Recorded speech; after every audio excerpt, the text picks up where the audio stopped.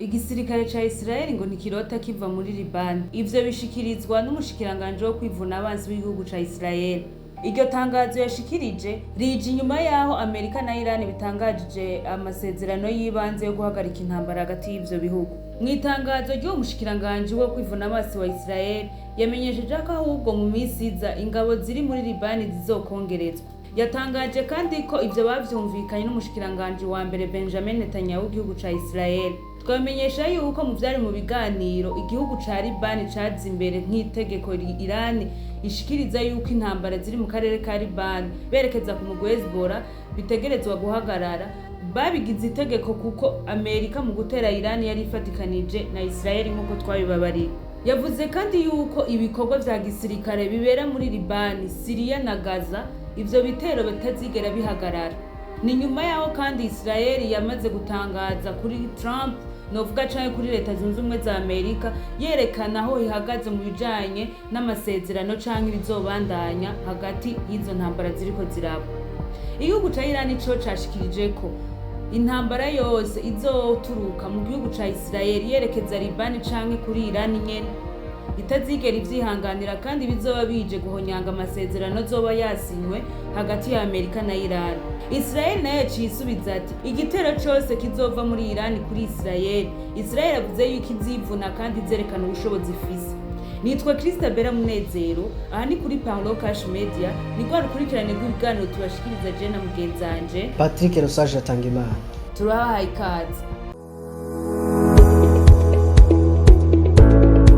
Biragoye cyane gutera imbere kandi biranorosha gutera imbere mu gihe ujanye n'ibihe vya none, mu gihe ujanye n'ibihe turimo, kuko ntushobora kuba ukiri mu bihe vya kera ushobora gutera imbere. Ni kubaho uzi ahisigeze, ni kuba uri gukora woroherezwa ibikorwa vyawe biriko biravansa bitewe n'uko uri gukoresha internet inyaruka. Abahinga barerekana ko ata internet no musi iraboneka inyaruka isumba Starlink. Ni benshi bidoga ngo bakoresha connection zikwega ivyo bakora ngo ntibikunda. Ico kibazo rero muri Parlo d'argent twaramaze kugitorera umuti. Turafise wifi Starlink turayikotesha kandi ku mahera make cyane ku buryo tuyiguhaye uba wibaza ko menga turanakugabiye kuko uyikoresha nkagwawe kandi ku giciro gito cyane. Ivyo twabishize kugira ngo tuje hamwe twese kugira dutere imbere twese. Ayo mahirwe rero ntagucike, wewe umvirije video urayisangiza abandi kugira ngo nabo ayo mahirwe ntabacike. Kuba yifuza canke kubaza kuba intéressé kumva yuko bakeneye internet canke abahora bayirondera bakabura iyo bayikura, dukorera muri Excellence House ni impande ya building ya Limitel muri ville mu gisagara ca Bujumbura. Mu gisagara ca Bujumbura hagati muri ville ntihagoye kugenda wururutsa amabisi uramanuka gato ucubona kuri Limitel. Iyi building iri impande yayo Excellence House etage ya nyuma ya 4 numero 17. Abafise imanza, abafise ama evenema, abantu bashaka gukora ama live streaming, abafise ama reunion, ama conference, nimuze tubahereze wifi inyaruka izotuma ibintu byanyu bigenda neza, izotuma ibikorwa byanyu atawicisha mu ijisho. Ushaka kwakura cyangwa gutanga commande kuko uburyo bugezweho bwirukirwa na benshi, nomero ni mubona iri kiraca munsi. Inyuma yaho Amerika na Iran bitangaje yuko bishitse ku masezerano y'ibanze yo guhagarika intambara, naho ibyavuye muri ayo masezerano canke bizotegwa ku mukono bitaramenyekana, Israel yo ibandanyije ikomeza ibintu, aho Iran ivuga yuko bikabandanya uko bizoza bihonyanga amategeko canke amasezerano bazoba bashitseko kugira iyo ntambara ihagarara. Mbega Patrick, ntubona yuko ayo masezerano bigoye cyane yuko azoshikwa ko cazokurikizwa mu gihe impande novuga zitatu zitariko zirumvikana? Ego cyane gose ugerageje kuraba ubunyere ibintu byifashe, abasasa ngo benshi bariko barerekana ko bishobora gushika ugasanga novuga imvururu zirasubiye kwaduka kubera ko twarabyerekanye ko Israel nayo ifise ibisaba kandi bikomeye, kandi ku ruhande rwayo ni ibintu by'inkora mutima. Ko Israel ubwayivuga iti Iran kuva Eta Islamic ibayeho muri Iran yaciforoma imigwi igwana. Iyo migwi ni migwi ijeje gutera umutekano muke akenshi mu bihugu unovuga byo mu karere kuko ubuseruko bwo hagati. Mw'ivyo bihugu mu bibangamirwa cyane ni Israel. Nuko mwiyo migwi Israel iravuga ko harimo Hamas. Hamas turazi amarorego imaze gukorera muri Gaza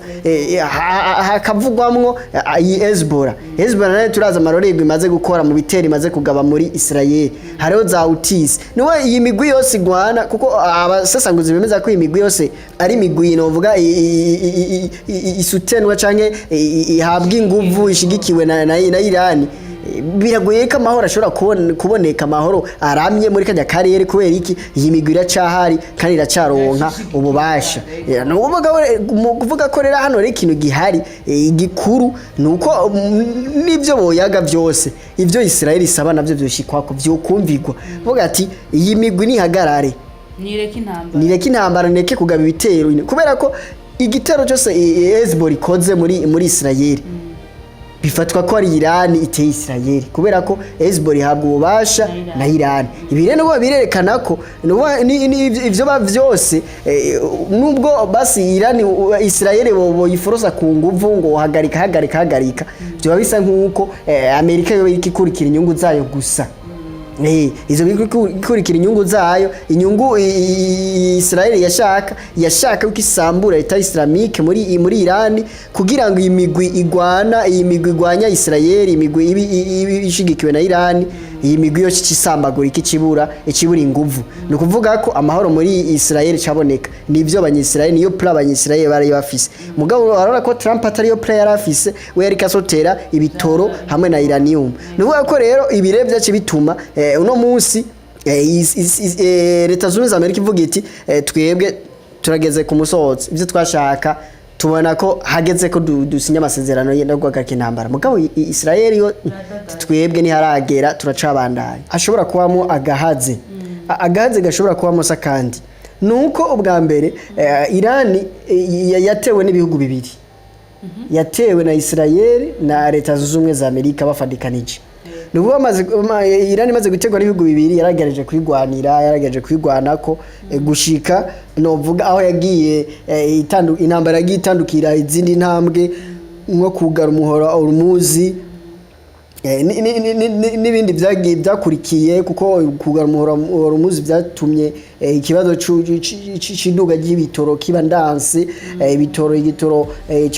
akagunguru k'ibitoro kahora kagugwa amadolari 60 gasigara kari ku madolari arenga 100 ivyo byaratumye rero novuga iyi ntambara ifata indi sura itandukira novuga cyane igisata cy'ubutunzi ibi rero no kuvuga ko twagiye tubibona kenshi uno munsi rero kuba Amerika na Iran bageze ku ntambwe nziza nko twabivuze ejo yuko ari ntambwe nziza yo gushira novuga ibigwanisho hasi bagasinyanira amasezerano yo guhagarika intambara ni byiza ariko rero ikibazo gihari none iyo ntambara Trump ko yigavye atari wenyene yari kumwe na Netanyahu wa Israeli uno munsi Netanyahu kavuga ati genda bandanye urugamba kubera ko amasezerano mwasinyaniye jewe ntandaba nta nyungu yiwanje irimwo ntaco Israeli izunguka mu amasezerano yanyu none umva bitazohava biba imvuru kuko bwa mbere Iran yivuga iti igitero cyose cova muri Israel kigabwa ku ngabo canke ku birindiro ibirindiro vya Hezbollah biri muri Liban canke igitero cyose Israel yogaba muri Iran vyofatwa ko novuga vyotuma ivyo bitero byoza bibangamira amasezerano aya masezerano canke ibiganiro vy'amahoro biri hagati ya Iran na Amerika nuvuga ko cyumva ko umunyanya wose Israel irashobora kuvyonga ivyo makungu isi yose yarishimiye bigahinduka umururazi kubera iki nuvuga ko nayo irafise ivyisaba mugabe ivyisaba mu bisanzwe biganiro kuva bitanguye ntago vyabaye ibiganiro vyugurukira Israel byari ibiganiro hagati ya leta zunze za Amerika na Iran kubera ko Trump yaragerageje kuvuga kenshi ati twebwe ivyo tuzoshikako Iran na leta zunze za Amerika na Israel izovyemera kuko Israel ujya Netanyahu canke Israel bagenera kuri twebwe yabona ko muyoboka bajya ivyo tuvuze barakurikira n'intama ivyo rero byaratumye novuga abanyisrael baca bashavura bati watanguye kutwitaho kumenga ego nituri igihugu cigenga ngira turi intara ya Leta Zunze za Amerika. Ivyo rero nivyace bituma rero abanya-Israel baca bagira agashavu navuga kumva kumenga Trump menga yabasuzuguye yabaminimije. Ivyo rero vyaciye bitangura gutera imvururu nuko rero muri Israel abanya-Israel bakomeje gutera muri Libani bakomeje kwerekana ko bo bivyo basaba bitarishugwa. Ahandi rero birashobora kuba rero birashobora gutera imvururu birashobora nuvuga amasezerano umusaruro twari twiteze ko yotanga ugasanga umusaruro ntubonetse ngo twari tuvyiteze. Ariko Patrick abasesanguzi barerekana yuko Donald Trump yoba yaraguye nko mu kantu canke akitaho wenyene ivyo ajejwe akibagira yuko bateye intambara bari kumwe hari umwe wese ivyo arondera. Abandi bakavuga ati mbega Trump azohava avuga ati reka niyo nkore kuri Israel mvuga nti burya nitukiri kumwe jewe ivyo mvuga canke amasezerano sinyaranda.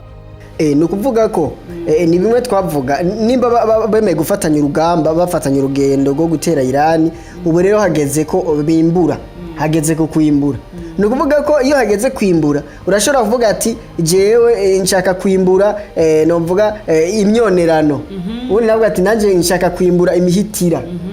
Nukuvuga ko musi banana byo nivyo bashaka kwimbura. Nukuvuga ko uno musi Trump nimba avuga ati jewe iyo bica hose icyo nashaka nagishitseko icyo nashaka narondera icyo nashaka kamakunga abona carabonetse. Mugabo Israel ikavuga iti nubwo twafatanije urugamba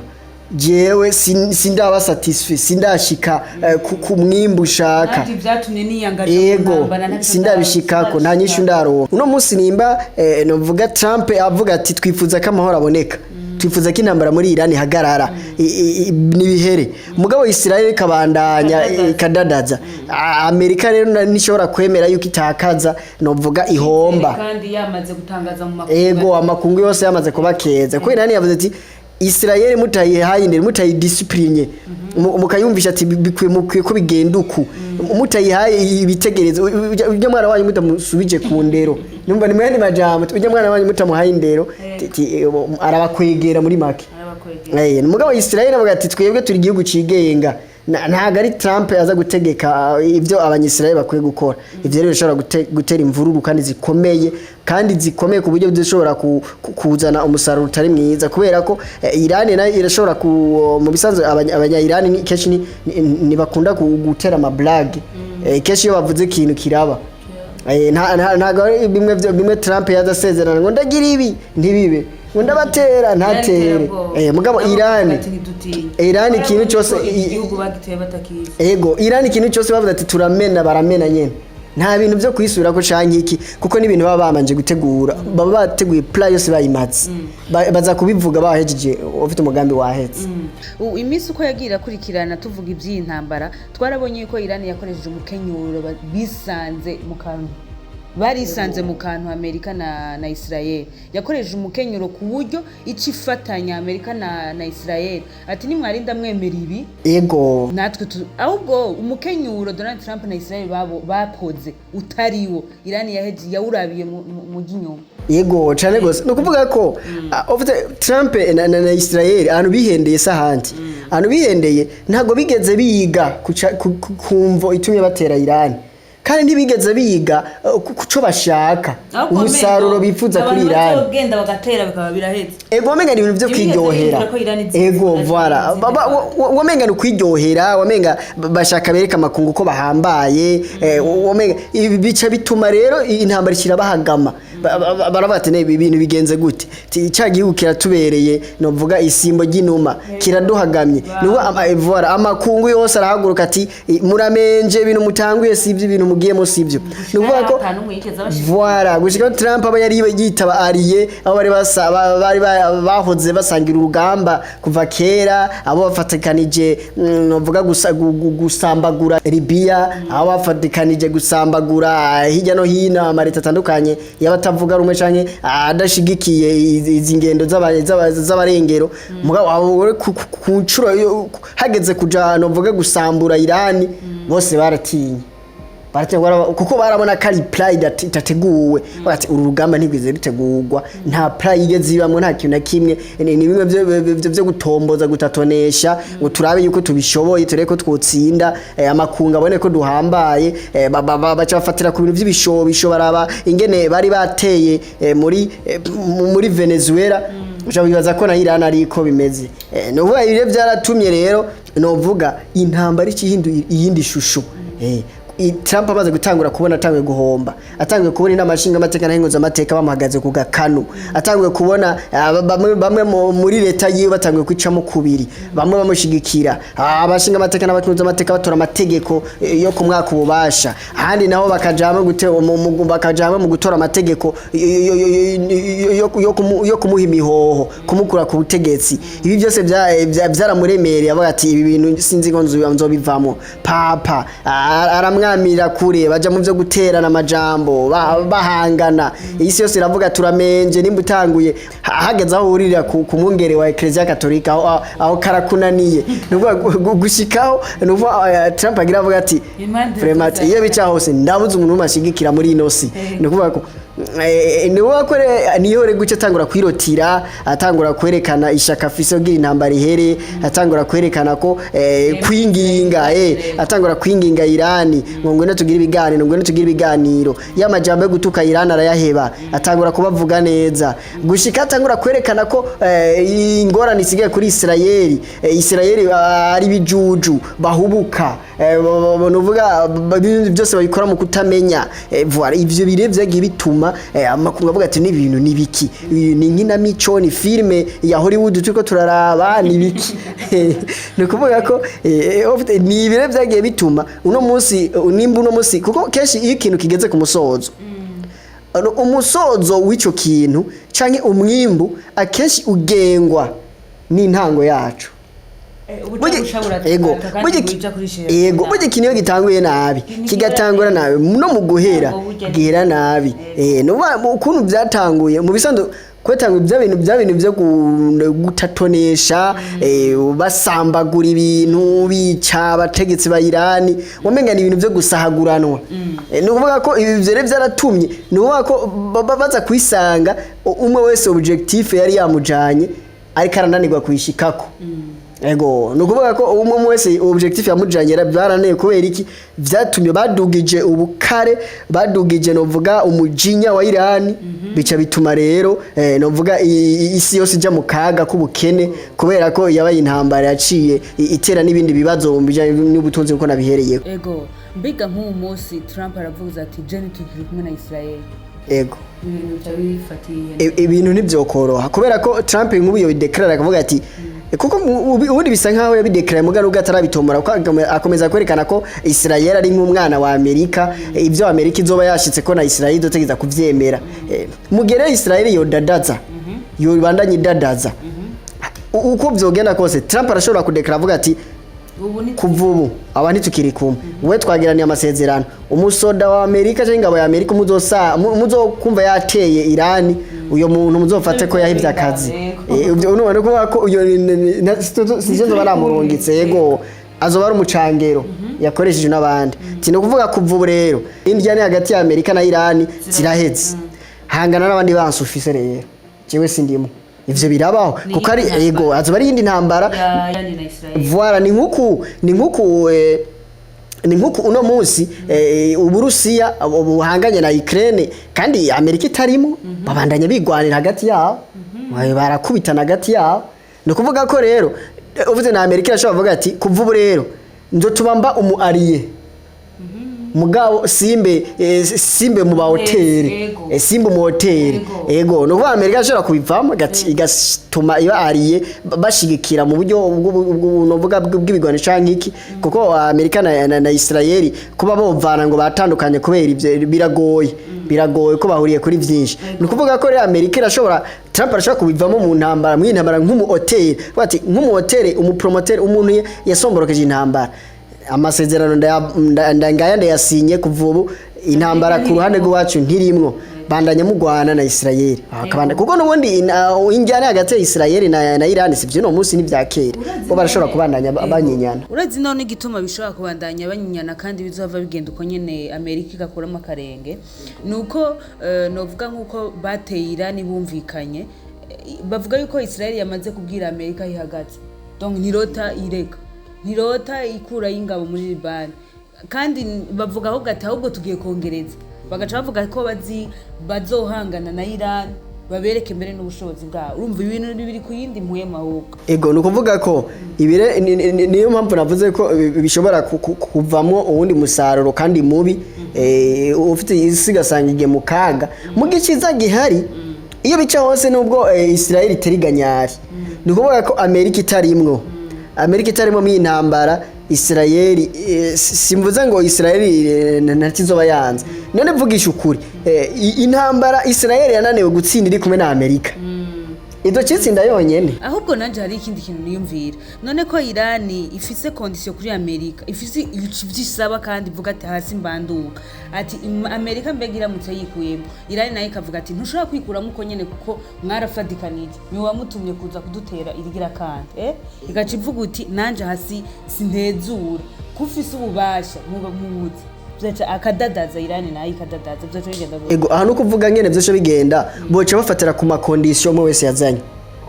ego Amerika irafise amakondition yazanye araba Amerika hama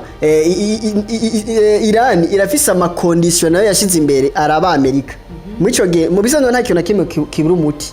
ego barashobora kuraba ati tugira turaba amakondition aturaba turi babiri kubera ko ujya yamenje nawe wabibonye ko yanse yigumuye muri make kubera ko yigumuye reka twe twumvikane hama ndi twaza kumvikana ujya turamurabira ikimukwiye Iran isaba Amerika ati okay ko mutakiri kumwe fasha kumwikurako Iran ntagoye kwigera isaba Amerika Iran ubwo nivyo inanira rega nivyo inanira umwana ati ni nko umuvyeyi ati ko yakunaniye reka tumufatanye turi babiri Iran ahubwo ivuga iti muruhusha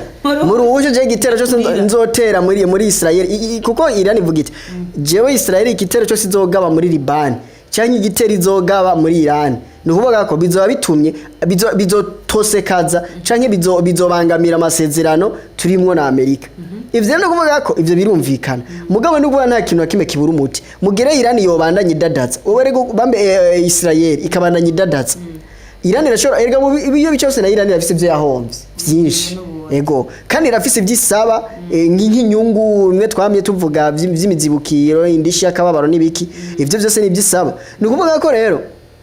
mu gihe Amerika yo yavyemeye ivyo byose isaba mugabo hakagera ku kijanye na Israel ikavuga ati jewe kubera ko mwankumiriye mu ivyo biganiro byanyu nzobandanya ngwana nukuvuga ko harashobora kuba amasezerano agahera bagasinyanira hama bakiga ikibazo cha Israel hanyuma birashoboka mu nyuma bati okay uburere ko ikibazo cyaheze tugera dutegura ibiganiro vya Iran na Israel biganiro bigaca bibaho mbere gaca usanga mbere na Amerika igiye nko mu barorerezi canke abahuza no kuvuga ko tugira twige ikibazo ca Iran na Israel bakaciga mugabo kimwe cyavuye mu nzira kuko iyo bica hose wogira bariko barategana imyereka bariko barategana bagenda bategana umwe akaza ngo temeye ibi undi ngutemeye ibi Israel gacizi kadadaza womenga arimo akantu kuko harimwo uruhande rumwe rushaka k'intambara ibandanye mugabo utugaje kubiraba yaba ku ruhande rwa Amerika cyangwa uruhande rwa Iran bose barerekana ishaka kandi rikomeye ryo guhagarika intambara kora byerekanye ko Israel nayo ifise ibyisaba kandi bikomeye kandi ku ruhande rwayo ni ibintu by'inkora mutima kuko Israel ubwayivuga iti Iran kuva Eta Islamic ibayeho muri Iran yaciforoma imigwi igwana iyo migwi ni migwi ijeje gutera umutekano muke akenshi mu bihugu unovuga byo mu karere kubuseruko bwo hagati mw'ivyo bihugu mu bibangamirwa cyane ni Israel nuko mwiyo migwi Israel iravuga ko harimo Hamas Hamas turazi amarorego imaze gukorera muri Gaza hakavugwamwo Hezbollah nayo turazi amarorego imaze gukora mu bitero imaze kugaba muri Israel hariho za Houthis niwe iyi migwi yose igwana kuko abasesanguzi bemeza ko iyi migwi yose ari migwi novuga isutenwa canke ihabwa inguvu ishigikiwe na Iran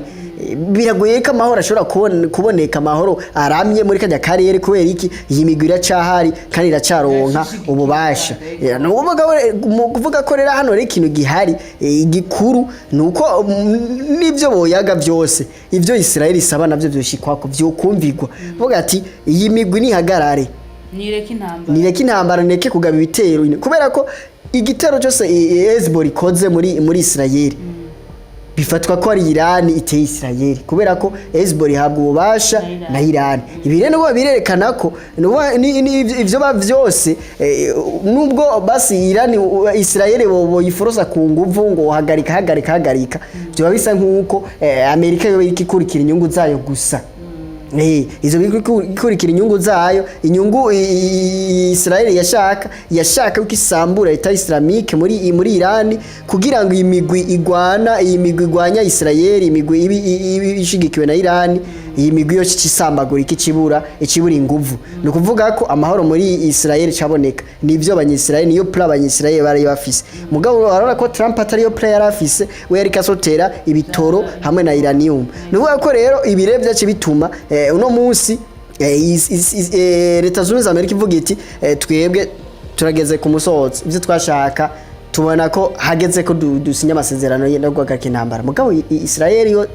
twebwe ni haragera turacabandanya ariko ga Patrick nkuko bivuze nta kintu kibura umuti nta kidatorega umuti kandi reka turindire aya masezerano kwanza ashigwe ku mukono agaragare tubanze turabe ivyo bumvikanye ko kuko arashobora kuba hari mwihwa hagati yego ugasanga arimo utungonongone tuzotuma n'undi intambara izohava isubira kwaduka Tuyutse ngaka ari kuri Paulo Cash Media tubasaba amanda y'umudushigikira mugire sabone like commentaire muca musharinga ibiganiro byacu bishikire abandi yari jewe Christabera Munezero nari kumwe na mugenzanje Patrick Rosage Atangimana naho buta biragoye cyane gutera imbere kandi biranorosha gutera imbere mu gihe ujanye n'ibihe bya none mu gihe ujanye n'ibihe turimo kuko ntushobora kuba ukiri mu bihe bya kera ushobora gutera imbere ni kubaho uzi ahisigeze ni kuba uri gukora woroherezwa ibikorwa byawe ariko biravansa bitewe n'uko uri gukoresha internet inyaruka abahinga barerekana ko ata internet no musi iraboneka inyaruka isumba Starlink ni benshi bidoga ngo bakoresha connection zikwega ivyo bakora ngo ntibikunda ico kibazo rero muri Palo d'Argent twaramaze kugitorera umuti turafise wifi Starlink turayikotesha kandi ku mahera make cyane ku buryo tuyiguhaye uba wibaza ko menga turanakugabiye kuko uyikoresha nkagwawe kandi ku giciro gito cyane ivyo twabishize kugira ngo tuje hamwe twese kugira dutere imbere twese ayo mahirwe rero ntagucike we umvirije video urayisangiza abandi kugira ngo nabo ayo mahirwe ntabacike kuba yifuza canke kubaza kuba intéressé kumva yuko bakeneye internet canke abahora bayirondera bakabura iyo bayikura dukorera muri Excellence House ni impande ya building ya Limitel muri ville mu gisagara ca Bujumbura mu gisagara ca Bujumbura hagati muri ville ntihagoye kugenda wurutsa amabisi uramanuka gato ucubona kuri Limitel iyi building iri impande yayo Excellence House etage ya nyuma ya 4 numero 17 abafise imanza abafise evenema abantu bashaka gukora ama live streaming abafise ama reunion ama conference nimuze tubahereze wifi inyaruka izotuma ibintu byanyu bigenda neza izotuma ibikorwa byanyu atawicisha mu ijisho ushaka kwakura cyangwa gutanga commande kuko uburyo bugezweho bwirukirwa na benshi nomero niyi mubona iri kiraca munsi